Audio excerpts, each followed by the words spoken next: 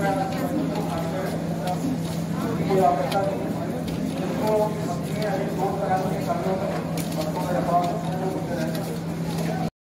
कि हाँ इन लोगों ने धांधली तो किया है, कि हर बार ऐसा ही करते हैं। मैंने कहा बैठी हूँ यहाँ, बैठी रहूँगी सारी महिलाओं के साथ। मैंने कहा अभी बात करें। भाई पारदर्शिता नहीं है चुनाव। हमने कहा था निष्पक्ष चुनाव करो, हम मान जाएंगे।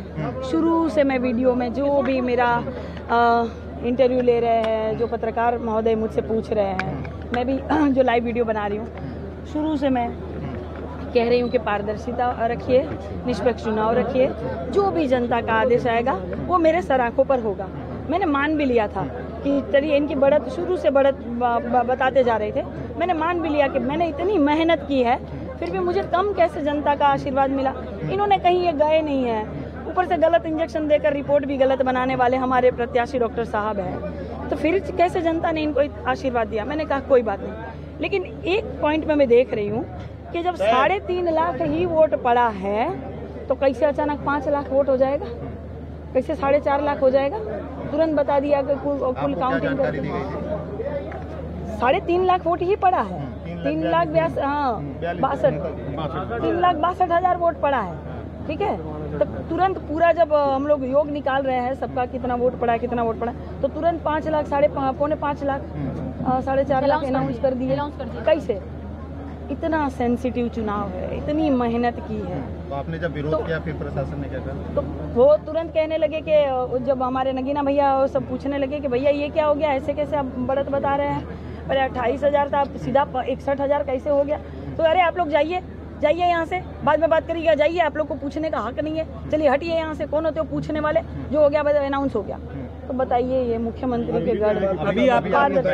हमारी मांग ये है कि रिकाउंटिंग करवाई जाए, दोबारा चुनाव करवाया जाए महापौर का, ज़्यादा समय नहीं लगेगा, पारदर्शिता हो जाएगी। जो वोट पड़ा है फिर से वही वोट पड़ेगा ना कंप्यूटर में, अगर पारदर्शिता है। अब कह रहे लिखित में दीजिए, फिर हम सोचेंगे, तो हम लिखित में दे रहे हैं, सोचे बैठ के। अगला कदम क्या है?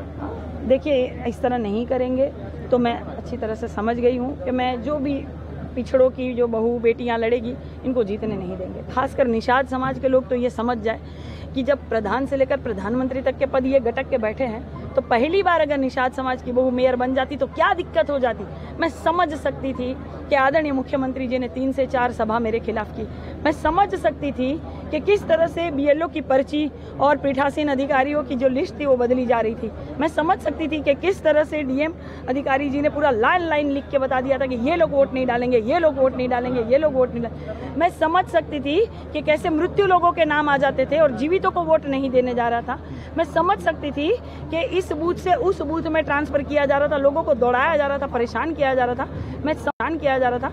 मैं समझ सकती थी कि परिवार के परिवारों का वोट गायब था। मैं समझ सकती थी कि जितने भी तुर्कमानपुर के या सूरजकुंड के जो इलाके हैं, पूरे के पूरे जो वोट गायब हो गए थे, लोग 150, 200, 2,500, 3,000 लोग वापस जा रहे हैं। मैं समझ सकती थी कि किस तरह से इन्होंने 20, 25,000, 35,000 का घपला करके वोट नहीं डालने दिया।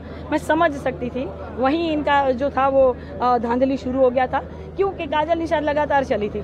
मैंने प्रत्यक्ष को प्रमाण किया मेरे भाई, मैंने पूरे लाइव वीडियो के माध्यम से दिखाया था कि काम नहीं हुआ है, नालियां लबालब है। काजल निषाद ने तो नालियां भरी नहीं थी।